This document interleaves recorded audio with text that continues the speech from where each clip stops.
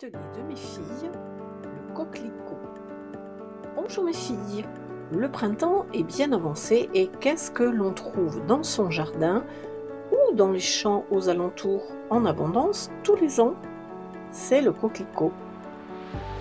N'oublie pas de liker, de t'abonner et d'activer la cloche afin d'être averti pour mon prochain podcast. En ce qui me concerne, je m'appelle Nicole et depuis la période Covid, j'ai décidé de me reconvertir dans l'aromathérapie et je suis devenue aromathérapeute depuis mars 2023. En effet, tout ce qui est en lien avec les plantes et la nature me passionne depuis toute jeune et j'ai toujours privilégié les remèdes naturels avec mes filles. C'est pourquoi j'ai commencé à créer des ateliers cosmétiques en présentiel dans mon village en Gironde. Dans mon dernier atelier de cette semaine, nous avons confectionné un roll-on anti-stress pour favoriser le sommeil. Les dames ont pu repartir avec leur roll-on et aussi avec une autre composition à essayer chez elles.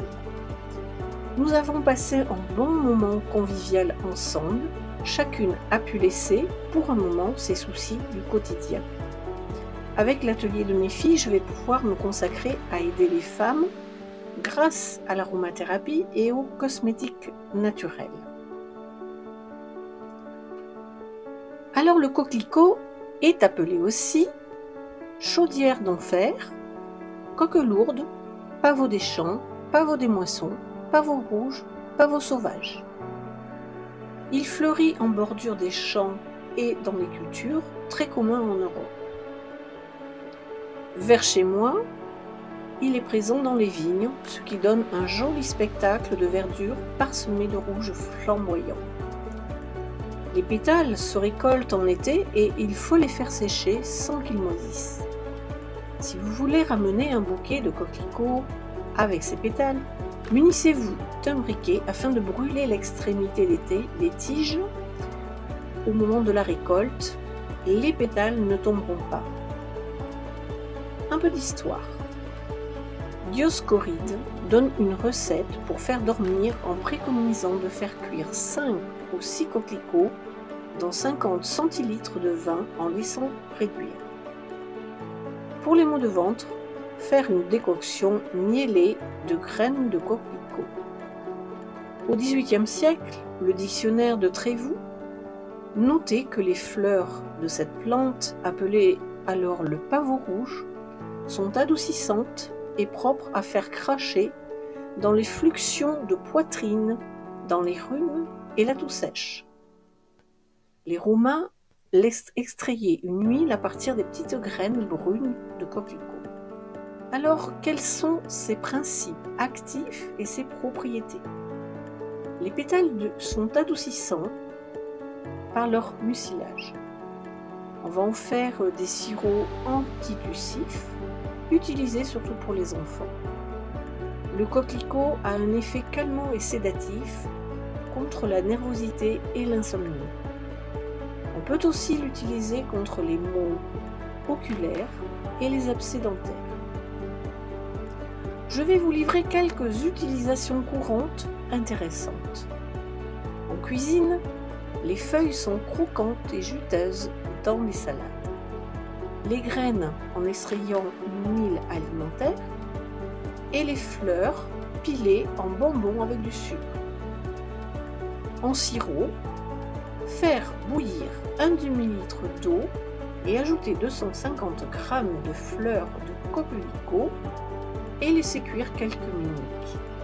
Hors du feu, laisser infuser 10 minutes. Puis, filtrer et ajouter 250 g de sucre. Porter à nouveau à ébullition et remuer avec une spatule en bois. Mettre le sirop en bouteille et reboucher. Ensuite en tisane avec des fleurs séchées pour une action adoucissante et anti-toux. En cosmétique, l'huile solarisée anti-rides et hydratante pour les peaux sèches. Vous pouvez procéder comme dans ma vidéo sur la pâquerette. Je vous laisse en description le lien.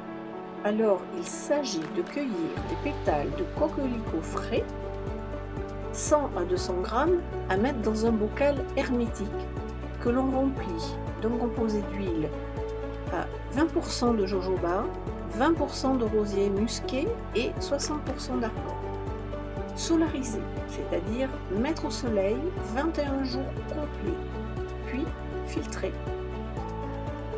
Masser doucement le visage avec cette huile, puis appliquer un hydrolat de lavande.